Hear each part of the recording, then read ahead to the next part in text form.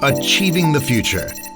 Hi everyone, welcome to the latest episode of To the Future Devlog. Last time we introduced the automation of the harbor, the tech center, the logistics agency, and the transit center. If you haven't watched it, you can find the first two parts on the official PUBG Mobile YouTube channel. Don't forget to subscribe. Today we will continue to introduce the remaining two renovated areas, Sosnovka Military Base and Milta Power. Firstly, the Sosnovka Military Base. Previously a military base in versions 1.5 Dynahex has transformed it into a security center used to keep Dynahex and Erangel safe. In actuality, the advancement of technology has allowed the Air Force, Navy, and Army to grow stronger. These three forces have merged into one at the military base and have become even more secretive. The design and construction of military bases will become more sophisticated.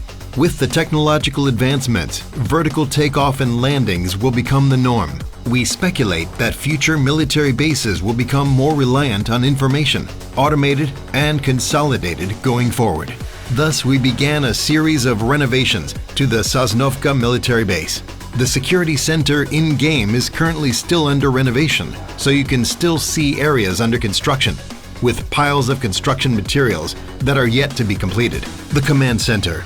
The core of the security center has been finished, and the entirety of Erangel Island is now under its protection. Additionally, we've also designed a landing pad, airport runways, warehouses, air defense facilities, and other areas. Though the current security center is still under renovation, you can look forward to how it will look once the renovation is done. It's sure to blow your mind. In terms of combat, we decided to keep combat similar to how players are used to in the original Sosnovka military base camp.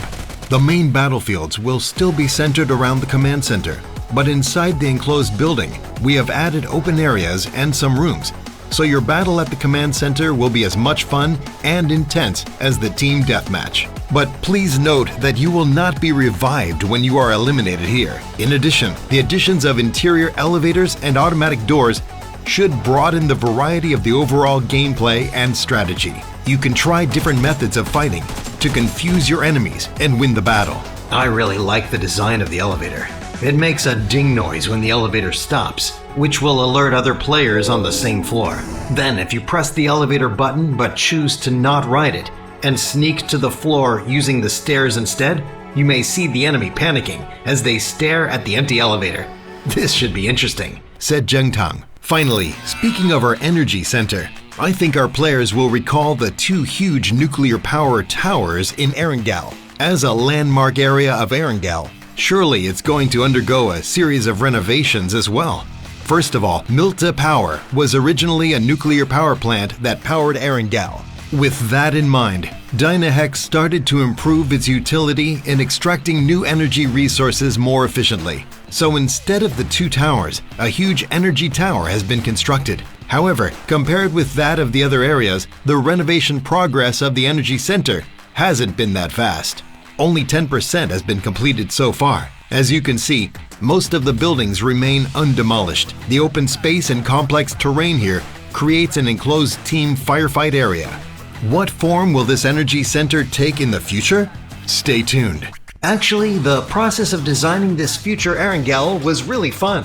It didn't feel like we were game developers, but we were more like a group of architects. We were constantly doing research and referring to academic papers and other relevant texts. We also asked some of our local colleagues to conduct field observations for us, and we consulted some professors and academic groups for their opinion on areas where we had questions. As Erangel is currently still under construction, we've even been studying the standards of construction and renovation in each country. So you can see, even the areas that are being developed, the stacking of building materials, the construction of temporary offices, as well as the planning of temporary housing are all well organized. Even though it's not a real place, we managed to make our renovation guidelines in line with the national specification requirements of some countries. On the whole, we wanted to make a futuristic and plausible Erangel for all players while being objective about it, and that's our utmost goal, said Rick.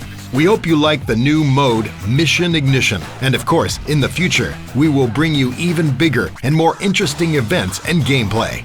Keep your eyes peeled. That's all for this episode of To the Future Devlog. Thanks for tuning in. Don't forget to subscribe to our official YouTube channel. There will be even more interesting content in the future. See you next time.